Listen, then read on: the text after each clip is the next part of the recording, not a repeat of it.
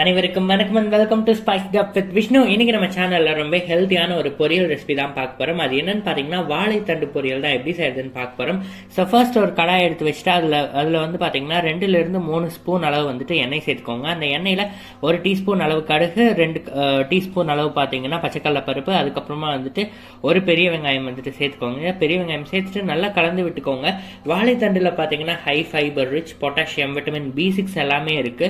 அது கூட இப்ப பாத்தீங்கன்னா ஒரு 5 to 6 வடமிளகாய், அதுக்கப்புறமா வந்துட்டு ஒரு கொத்து கருவேப்பிலை இலை சேர்த்துக்கோங்க.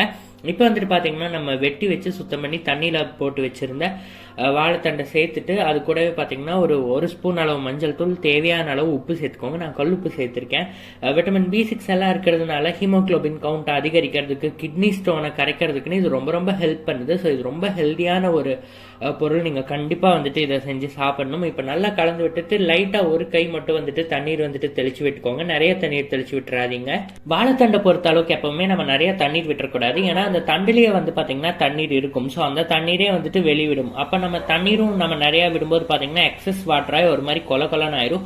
இது ஒரு 5 to 10 நிமிஷத்துலேயே வந்து தண்டினுடைய இதை பொறுத்து பார்த்தீங்கன்னா வெந்து வந்துடும். அப்புறமா ஒரு அரை மூடி அளவு வந்துட்டு பார்த்தீங்கன்னா துருவின தேங்காயும் கொஞ்சமாக வந்துட்டு கொத்தமல்லியிலையும் தூவிட்டு நல்லா ஒரு கலக்கி சுடு சாப்பாடு கூட வச்சு சாப்பிடலாம். ரொம்ப ரொம்ப சூப்பர் அண்ட் ஹெல்த்தியான ஒரு ரெசிபி. கண்டிப்பாக நீங்களும் இதை செஞ்சு பார்த்துட்டு எப்படி இருக்குன்னு சொல்லுங்க. இது ரொம்ப ஈஸியாக ஃபடாஃபட்னு செஞ்சிடலாம். தேங்க்ஸ் ஃபார் வாட்சிங். நன்றி, வணக்கம்.